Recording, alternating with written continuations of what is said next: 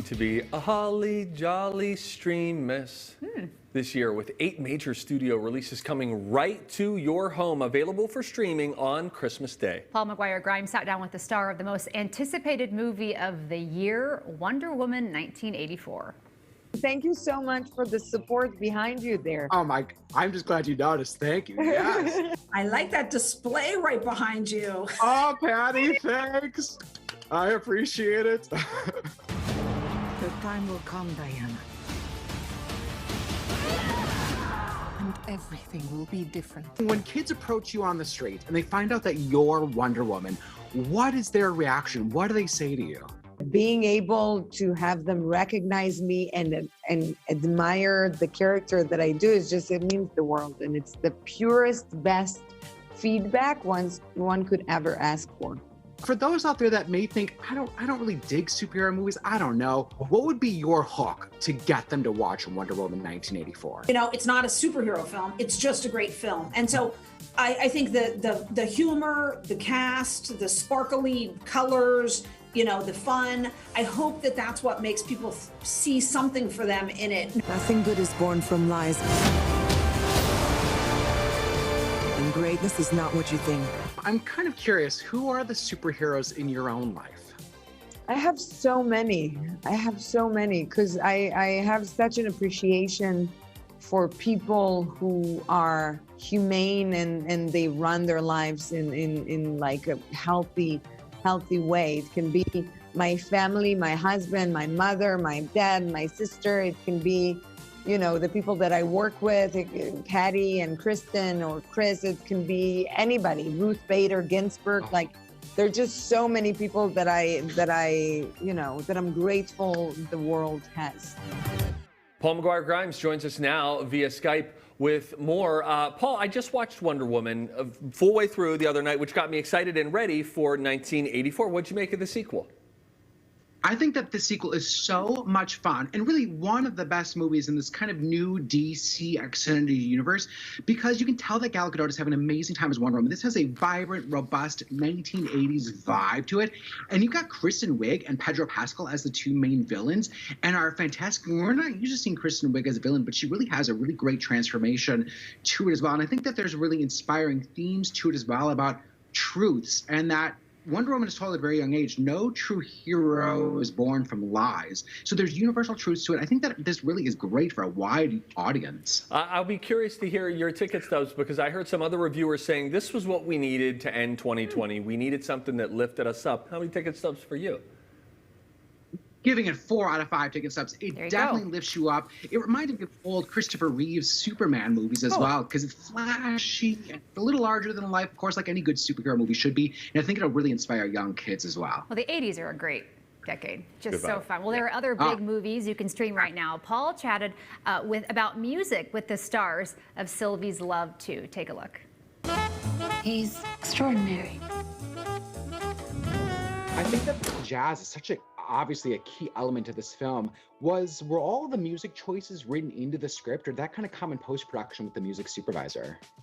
No, a great deal of the needle drops, as we call them, were in the script.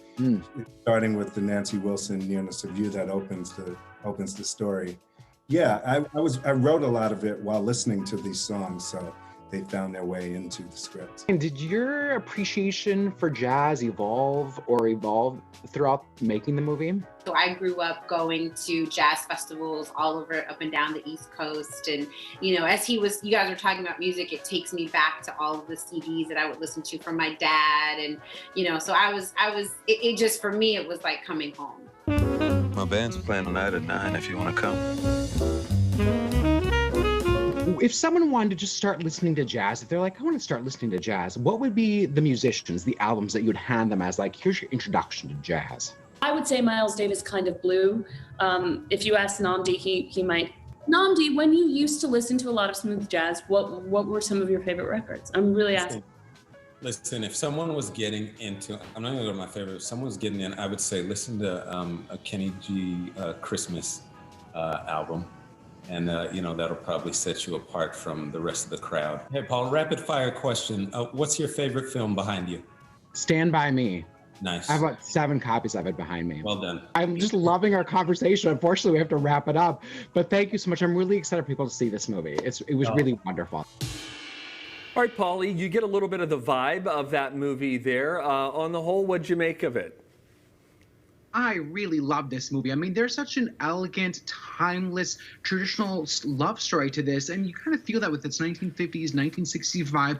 And Tessa Thompson and Nnamdi Asomugha have fantastic chemistry together. You feel the screen really light up when they're on screen, and the jazz music really makes it feel like it's a third character in this movie. So you just want something traditional, kind of vintage feel. This is the movie for you. It's Sylvie's Love. It's streaming on Amazon Prime, and I don't want people to kind of surpass or miss this one because I think people will really love it if they give it a chance. You know, I'm glad you talked about the music because I love music. I used to buy soundtracks as a kid, and I know you love scores and movies, and so I think that is something maybe people don't think about when they're watching a movie, but now that we've talked about it, I hope people sit down and watch it and then listen to the music because it all works. There's a reason it's there.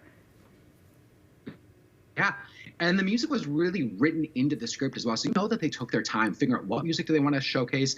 And Tessa Thompson, and I mean, she plays a TV producer in the movie, so she puts her foot down and she fights for herself to be taken seriously in this time when women were just the traditional housewife type. And she's like, no, I'm a strong person. I want to be a TV producer, and I'm going to do it. I'm going to make this relationship work as well at the same time. Ticket stubs. 4 out of 5 ticket stubs for Sylvie's Love. Don't miss out on it. All right, another strong one. Paul McGuire Grimes, happy holidays to you, buddy. Good to see you. Merry Christmas. Visit Paul's website, paulstrip2themovies.com for updates on movies and streaming services. You can also listen to Paul on the Colleen and Bradley Show on My Talk 107.1 every Friday. You can watch him on his YouTube channel, also called Paul's Trip to the Movies. TCL's Movie Trip is brought to you by Muska Lighting. You know, now is a great time to shop at Muska Lighting because you can take 30 to 50% off specially marked items in store during their display sale. You can shop their locations in Roseville or Eden Prairie. And those discounts are for in-store items only. And again, only select items are available at a discount. You can also shop online for other great products at muskalighting.com. All right, up next, creative Christmas decor and one that totally captures all of our feelings about 2020. Oh boy. Thanks to Muska Lighting for sponsoring TCL's Movie Trip. Replace old and dated fixtures with a new light and change the look and feel of your home. Our mudroom fixture from Muska Lighting is a total showstopper. We get compliments from everyone who walks through the door. Talk to the experts at Muska Lighting in Roseville and Eden Prairie for help finding the perfect light for you.